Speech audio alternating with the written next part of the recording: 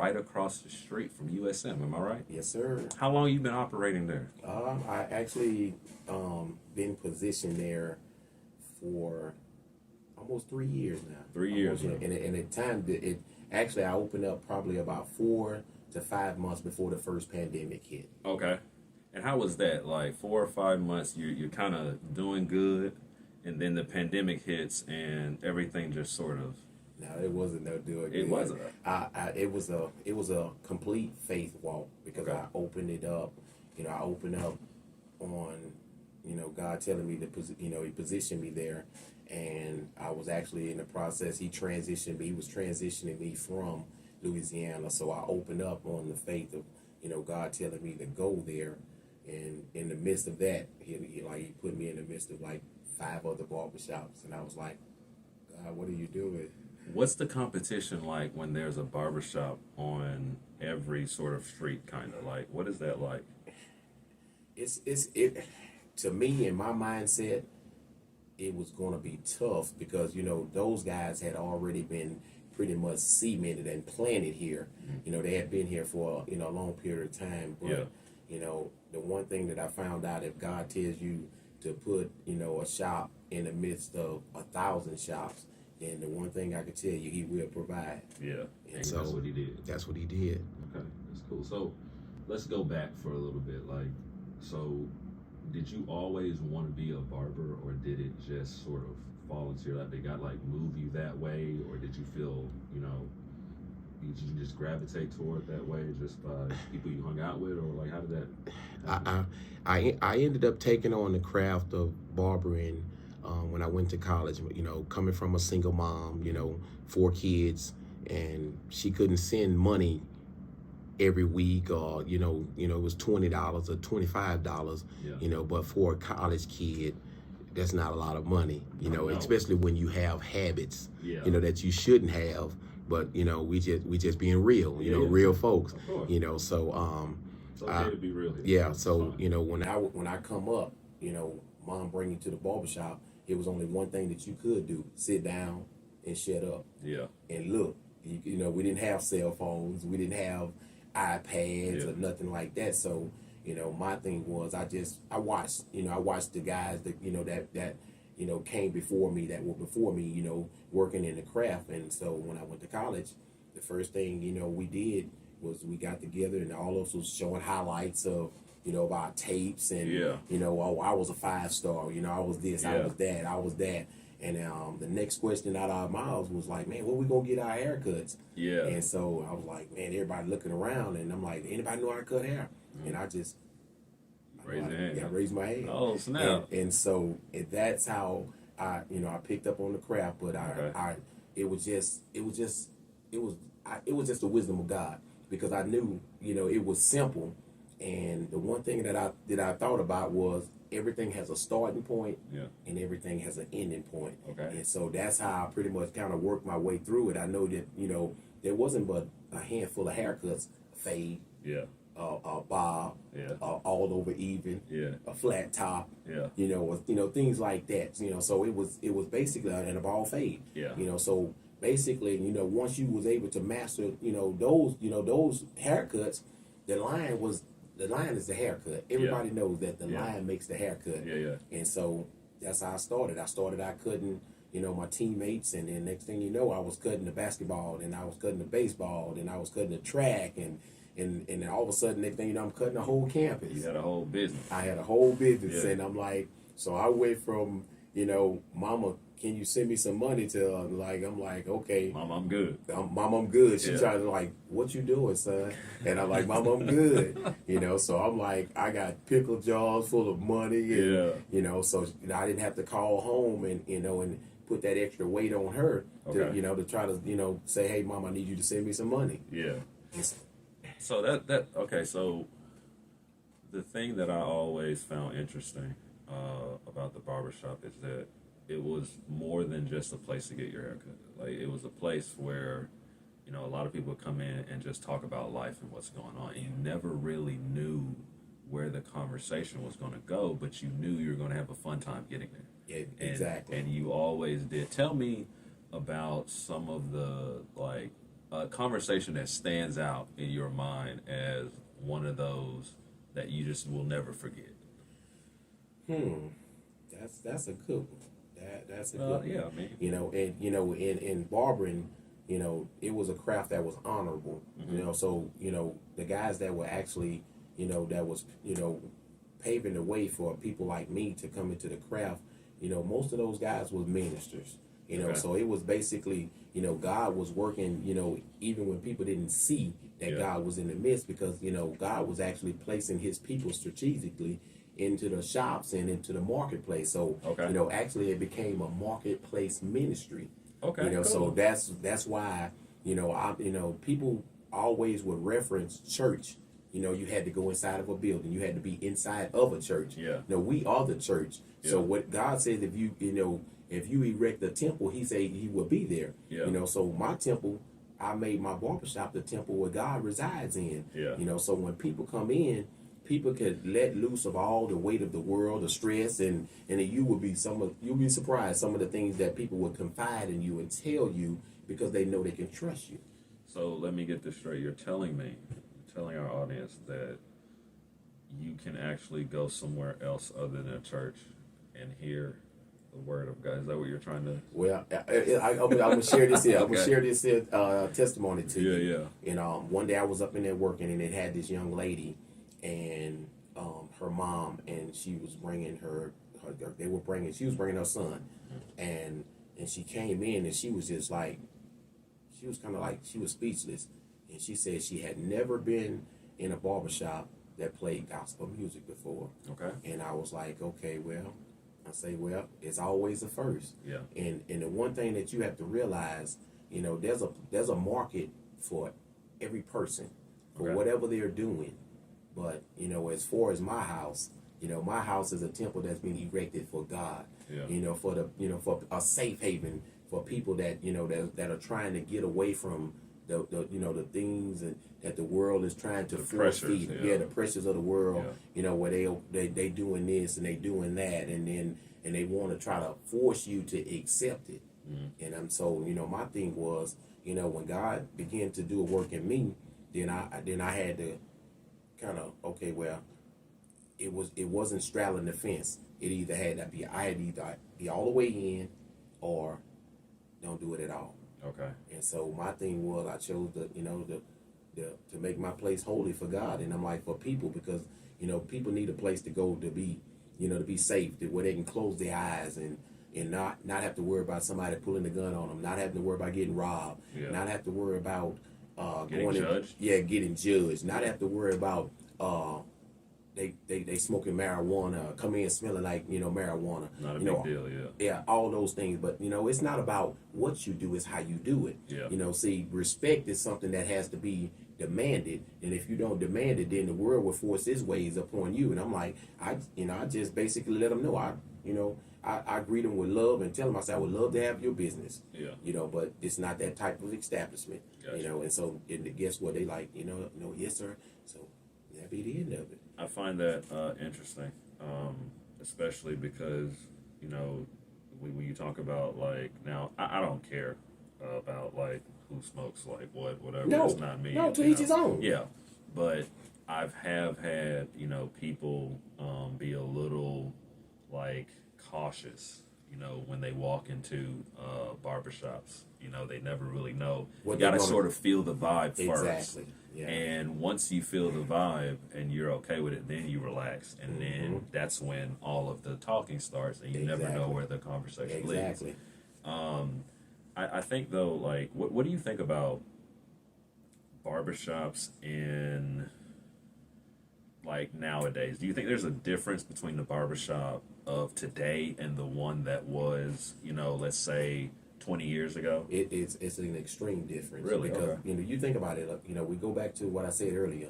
The barbershop was a place that was honorable. Yeah. And people would go there. They would go there. What do you mean by honorable? Like, what does that mean? It was men that it was men that were highly respected.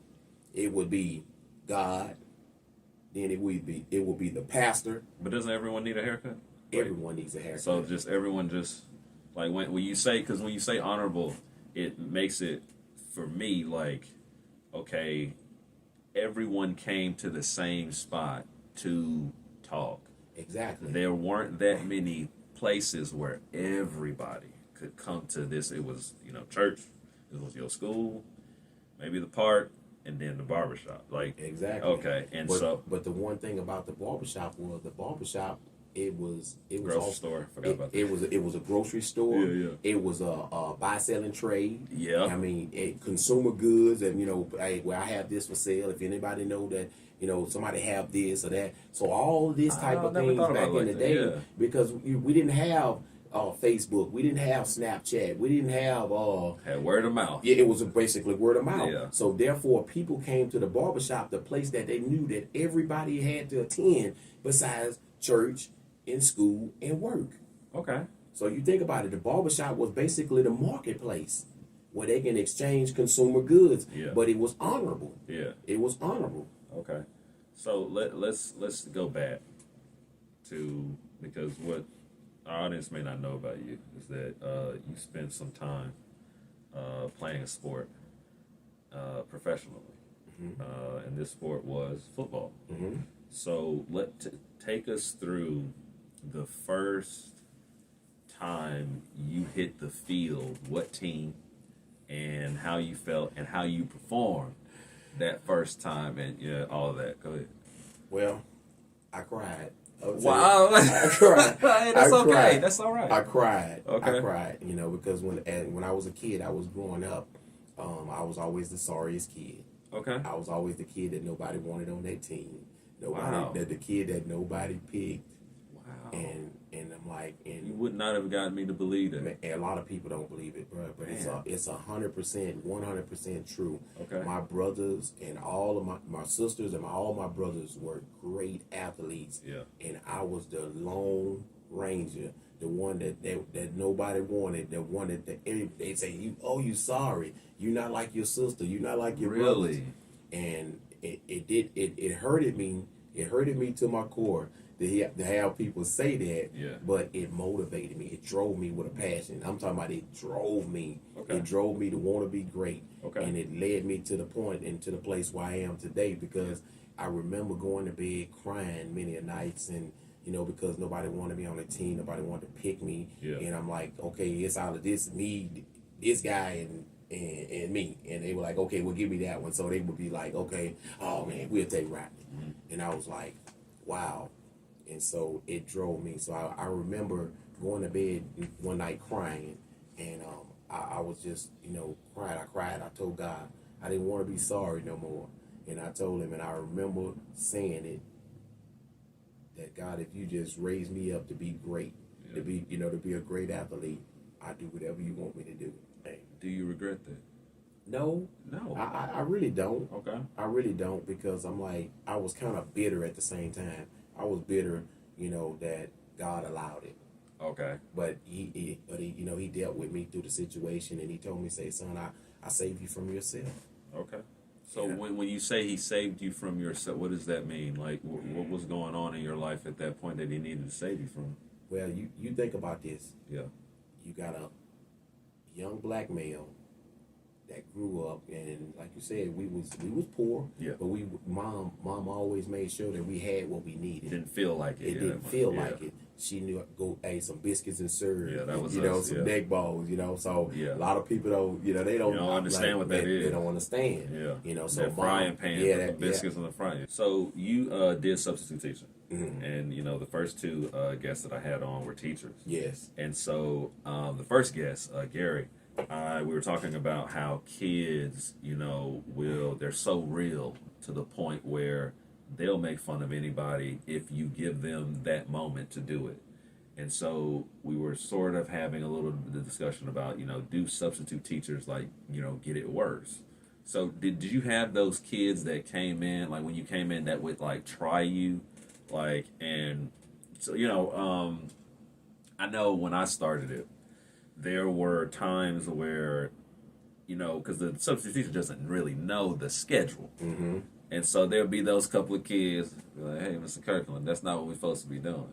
we're supposed to be doing this. And it's like, nah, that's not what you're supposed to be doing. They take advantage of the situation. Mm-hmm. So did you have those kids that try to take advantage of you being a substitute teacher, or did you come in and it's like, hey man, we ain't messing with this dude? That me being a substitute teacher and going in the way that I went in was the worst mistake that I could ever make. Wait, what do you mean? I ended up going back and I was teaching at my high school where I was the first person ever to go to the NFL. So I was known. Okay. And every kid knew me by my first name. So it wasn't no Mr. Washington. Everybody called me because I was from that community. Yeah. So it was a bad situation. So if you have people that know you calling you on the first name, then the other kids gonna follow suit. Exactly. And so it was a bad situation. And so I wanted everybody to like me. Okay. And so when you go into a situation like that, you in trouble. Yeah. You know, so I didn't understand it at that time, but I realized later, you know, why I didn't have the success that I should have, because I went in trying to befriend them instead of going in like the teachers that I had, crack that whip, and then kind of, you know, ease back. Yes. But man, it was so bad where, you know, what really made me say this is not the job for me was, I'm like, when you got young 14, 15, 16-year-old kids, you know, talking about, you know, oh, I wouldn't fight you, I'll shoot you. And I'm I'm like, that's when I realized this is real, because, you know, when I was coming up, man, look, you disrespect the teacher if you want to. Times are different. Times a whole lot different. So different, man. So you got 14 and 15, 16-year-old young boys talking about putting their hands on you and talking about what they'll do to you.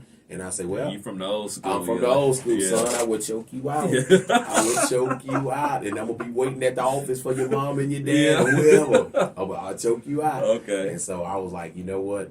It's time for me to go. Okay. So when you did open your first, like, barbershop, like, what was that like? Do you remember the first haircut you gave?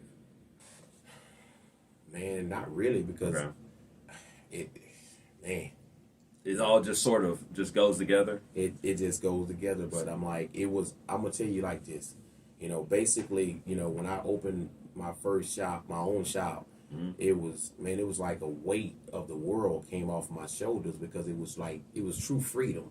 You experience true freedom when you're not, you know, bound by having to punch the clock and, you know, be on time and all this. And I mean, when you become your own boss, you know, it's like the stress is gone. The stress is gone, and the only thing that I could use to illustrate how it feels is basically getting on a merry-go-round and having somebody push you, and you just close your eyes.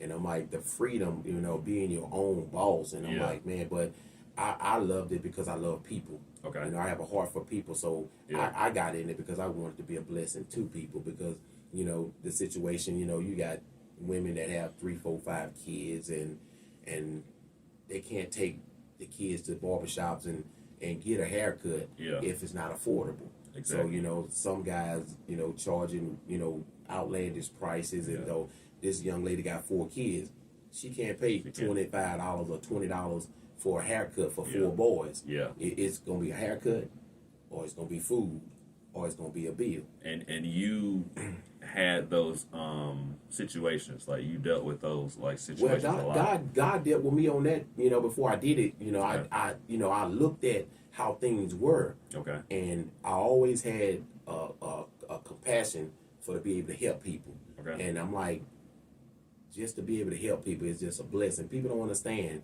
It's about giving. It's not about taking. It's about giving. And the one thing about it, I don't take no thought for what I'm going to eat, where I'm going to stay, what I'm going to wear, what I'm going to drive. None of those things. You know, if you truly trust God, man, God going to make a way. God is the way maker. And I don't care. I've never been in a situation where God has he's never provided for me. Okay. So when you talk about, like, obviously, your faith in God, like, you can tell that it really instructs a lot of the things that you do. So tell me about that whole conversion, like, experience. Like, do you remember like that? Okay, so what was it like when you kind of felt like the pull to make that jump? Man, it was, I can remember, I'm going to tell you what it was. I went to a revival, and I used to do everything to try to get out of church, going to church, and I just felt an urgency in my spirit to go to the, we was having a revival. Okay. And so I just felt. What made you go to that? Like, why? I just had a unction in my spirit. Okay. That I had to go. Like, this was the first one. Like, you don't. Okay, so you didn't really just go to. No, I had never been, and I just felt that I needed to be there. Okay. And I ended up making it there. I left my family and everything. Okay. I had to be there, so I wanted to be. I was there on time, and so this guy, one of the Bolton brothers, he was actually, from St. Louis, and he was one that was doing the revival. Okay. And when I got there, he just kept singling me out, and I'm like, I didn't even know the man. Singling you out how? Like, hey, saying, brother, you need to get straight with. No, okay. He just like big guy in the yellow shirt. Okay. Big guy in the yellow shirt, and I'm saying to myself, man, what's wrong with this guy? Yeah. So, man, what's wrong with this dude? You don't know me, bro. Yeah, and I'm like, so he kept on, he kept doing it, so he would. And then next thing you know, I would see him sitting up there, and he would be shaking his head, and he'd be talking, and next thing you know, he just said, "Son, stand up." And I stood up, and he asked me what my name was. I told him what my name was. He said, "Okay, you can sit down." He went back to ministry. Yeah, it was strange. That's a little strange. Yeah, that's strange. Okay, so you're sitting there, and he tells you to sit down, and it's like, well, what are you going through your head at that point? Like, this is weird. Let me get out of here. What's wrong with this dude? Yeah. Yeah, what's wrong with this dude? Did you think about leaving? No, I didn't think about leaving, but I was like, okay, I was kind of getting in my feelings. Yeah, So, bro, don't know me. Yeah, he went back to doing, ministering, and then next thing you know, he went, he kept big guy in the yellow shirt, and I'm like, man, what is wrong with this? So he kept. Yeah, right after that. And everything he used, it was like he was just drawn to me. Yeah. And so, man, next thing you know, he told me to stand up. Okay. And he called me up there, and he told me, say, son, kneel down. And so he appointed me, my pastor doing, at that present time, his armor bearer. And everything took off. It took off fast. Mm-hmm. And so next thing you know. So what, when you look at how, because obviously, what year was this like around? Do you remember the year, or like what around? It was around 2006. 2006. Somewhere up in there. Okay, then. So back when you look at how you sort of came to know like God, and you look at what you're doing, in your barbershop, mm-hmm. talking to a lot of people all day about different things. Do you find that your conversion experience, that you get to like share that a lot, and it has sort of the same effect, or do people just kind of go, well, like that's cool for you, but sometimes you meet a lot of people that be at a crossroads at their life, and then like I say, when you're a seer, you can see things. Okay. And you can see, and you'll know when a person really has a call on their life, and the crossroads. It's do I go this way? Do I go this way? Yeah. They feel the tug. It's just like me. I felt the tug because I knew I was changing, and I'm like, it was a rapid change. Okay. Because I'm like, it happened fast till it blew my mind, because I was doing a lot of stuff. I was still drinking. Yeah. I was still partying. I was doing out stuff. There. Yeah, I was still out there. You're out there. Yeah. So it was a transition that happened fast. I'm talking about fast. Do you find yourself to be a person who, like, because you have those people who the transition is kind of slow, but then once like it's just an on-off switch, like with you. No, it was. Well, I'm gonna tell you like this here. Okay. I always respected my mom, and my father wasn't in my life. Yeah. So I didn't have that father figure, to give me the guidance and the things that I needed. So I always respected my mom, and you know in life when you do things, sometimes you inquire names and different stuff that people call you that you might not like. No, yeah, it's so like, bro, I don't know you like that. Yeah, and so I never forget when I told my mom, I said, Mom, I think God is calling me into ministry, and she said, she sat me down and we talked, and she told me, she said, son, well, if you do this, you're gonna have to be 100% all in. Yeah. And I like, yes, ma'am, I know. And she said, well, the one thing is you don't want that name that your dad have. Okay. Because my dad is a minister as well. So. Wow. When she said you don't want that name, what is she referring? Like just when you're not doing the things that you're supposed to do, living the way that you're supposed to be living, you get names that the world, the people that see you, they're gonna call you. Yeah. And I'm like that. I don't want to say it on the air, but I'm like, but you get names, and I'm like, man, and so those names they precede you and they follow you. Yeah. I don't care where you go. Yeah. I don't care how much you change. Mm-hmm. Once you're labeled that name, you're gonna always be labeled that name.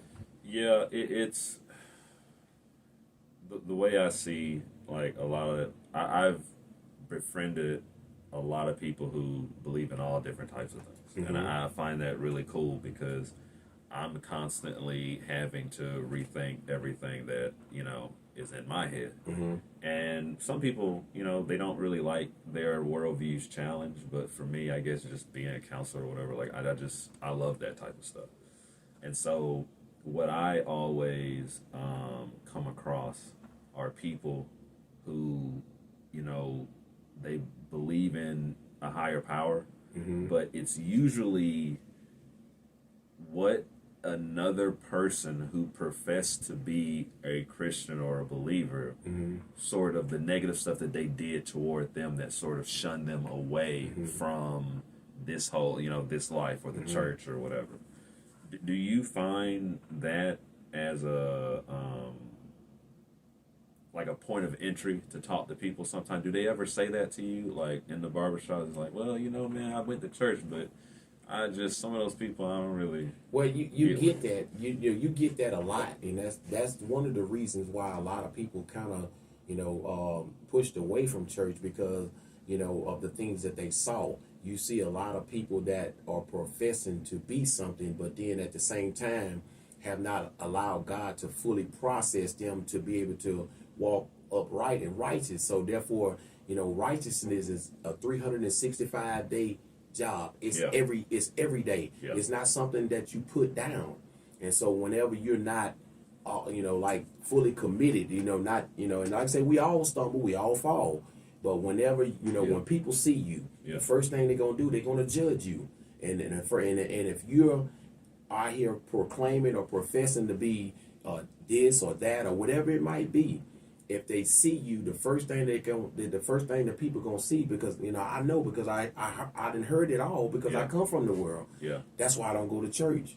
Then the one thing about it, then you got the people that have been saved, and then they're in church, and then the people that come to church, that's broken, that's wounded, that's been torn down, beat up by the world, and then the first thing that happens when they come inside of church, then they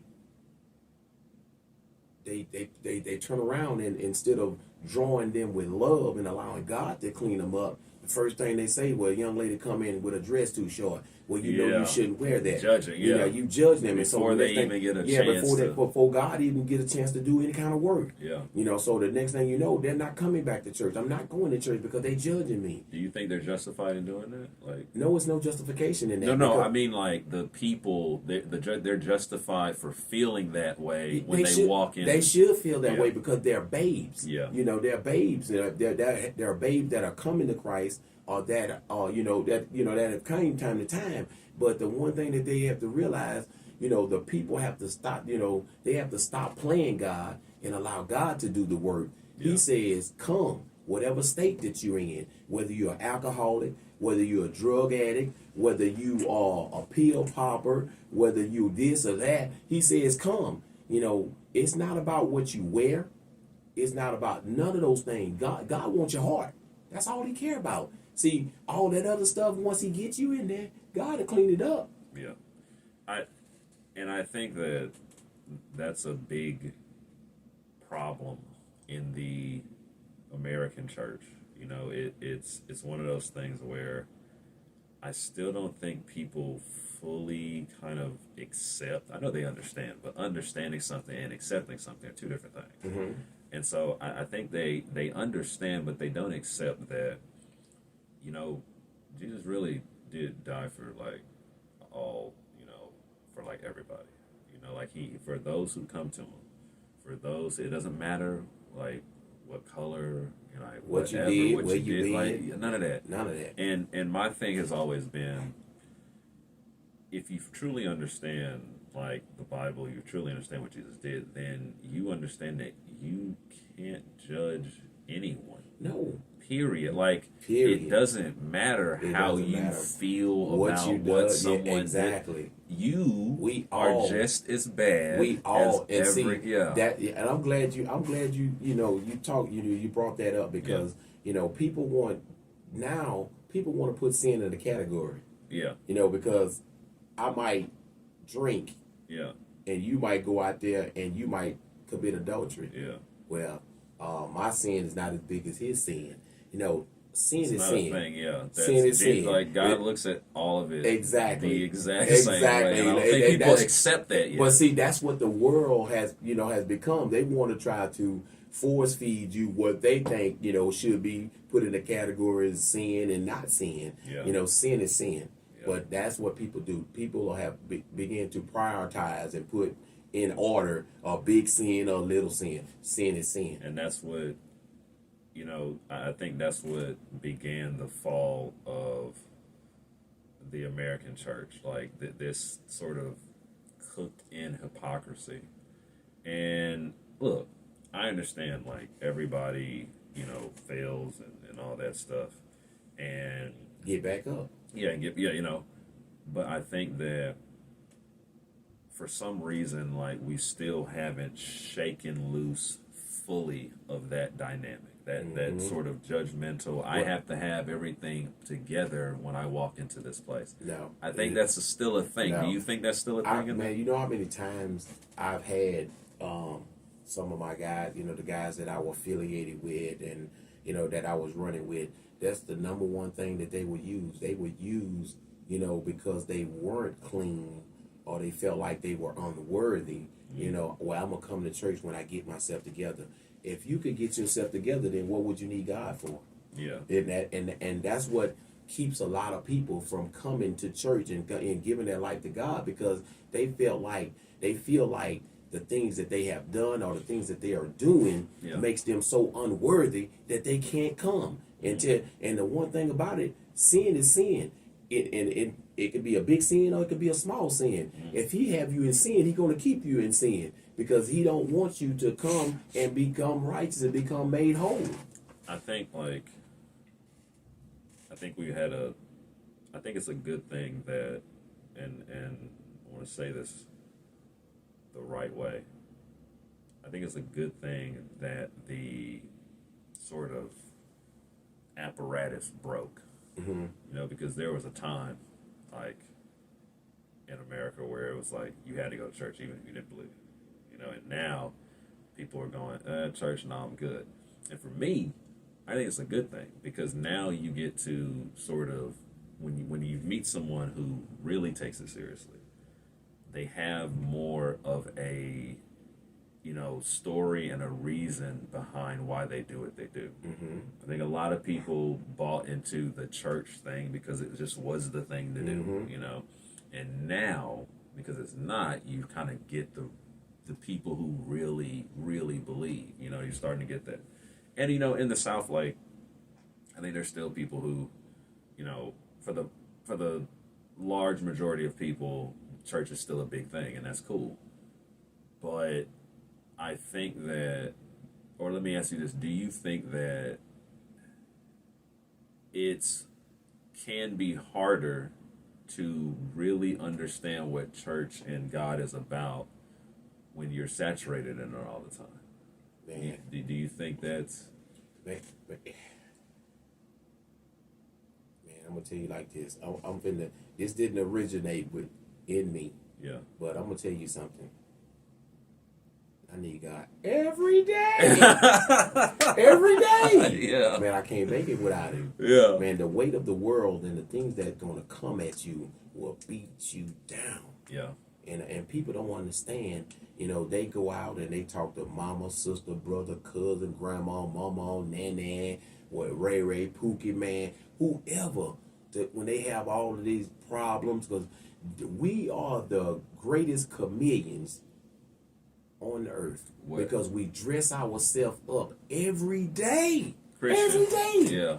Like we have everything together. You talking about Christian? We talking about people, real folk. Real folk. Real Gotcha. folk. Yeah, We're talking about real folk. Yeah. They dress themselves up every day. Yeah. Like they have it together. Mm-hmm. Like everything's fine. Like I ain't behind on the light bill. I ain't behind on my car note. I ain't one note from my car being taken. Yeah. Hey, lights about to get cut off. Yeah. No food in the cabinet. You know, we go around and we dress ourselves up like we have it together. Yeah. But people are broken. Do you think that, like, so what you're saying is, and correct me if I'm wrong, but a large part of living is faking in our society? That's what the world has taught them. They fake it. They dress themselves up. The average, yeah, it's just... Yeah, they dress themselves up like they have it together. And I'm telling you, man, it's so many people that are out there that don't even realize the love, you know, that God have for them and the things that he have for them. He does, you know, God, man, let me tell you something. I don't care what you're going through, what you've been through, what took place in your life. Man, look, whatever you need, it's in God. And a lot of people don't understand that, you know, because you don't have a relationship with God is the reason why you can't trust God. And having a relationship with God that's a one-on-one intimacy that you have to have for yourself. The church can't give it to you. The church can't give it to you. Yeah. Your mama could tell you about it. Your grandmother could. Your grandfather. I mean, your cousin. Everybody could tell you about it. But you have to try it for yourself. You have to sit down and talk with him for yourself. Okay. You know, he wants to talk to us just as bad.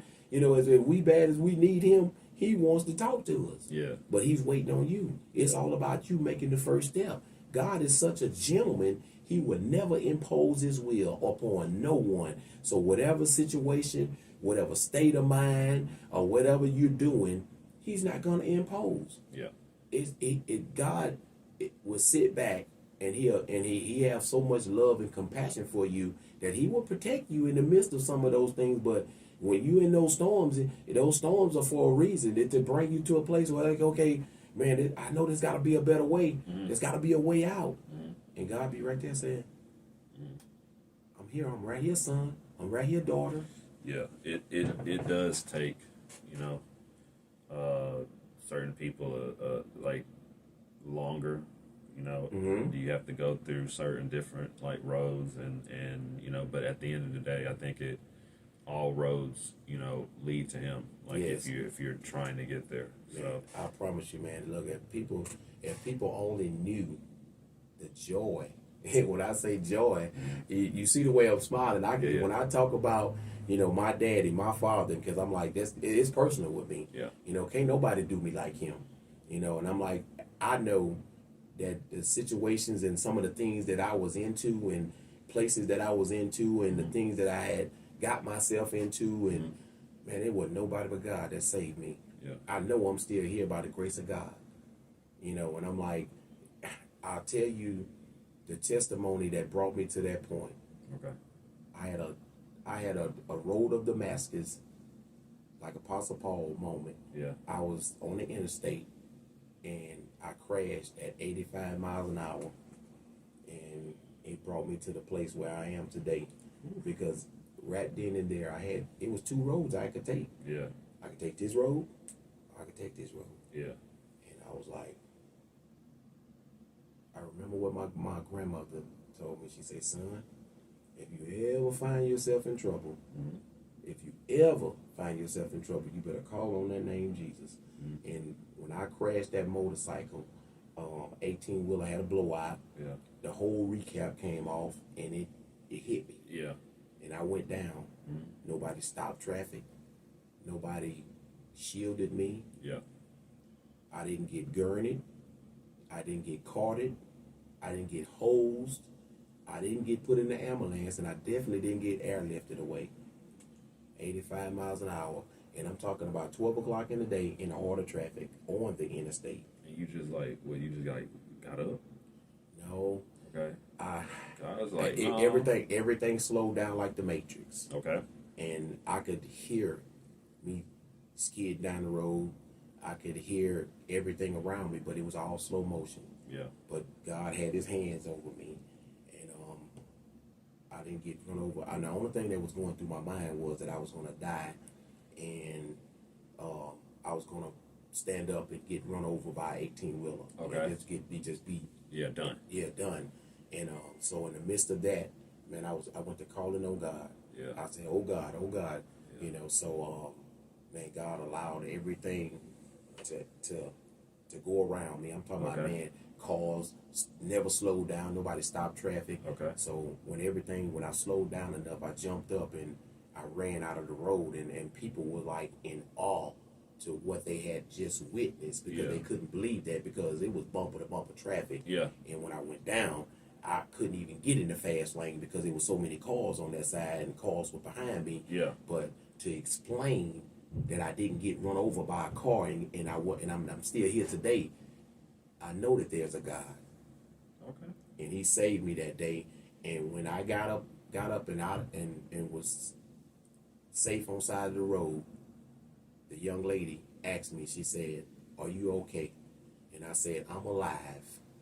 That's all that matters. I was feeling myself because I needed to check my extremities. Yeah, of course. And, so the next thing that come out of my mouth was, I looked up and I was crying. I was crying so hard because I knew that God had something for me, and I didn't know what it was. But I told him that day, I said, "God, I don't know what you have for me, but I want it." Well, look, I think that I speak for a lot of people, and we say that we enjoy and coming to shop and listening to you, wisdom and things that you have to say. And I know, you give God all the glory, and that's good. We're gonna end it right there.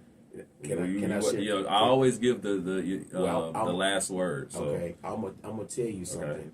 Okay. The reason why I got cut was because I didn't give God the glory. You know how when a person, accomplishes something, and I was that one. Yeah. I was pointing to that.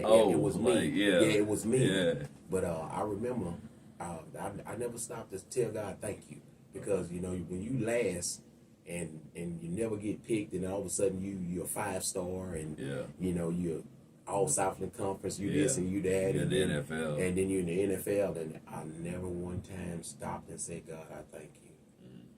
I thank you because I know this is all you."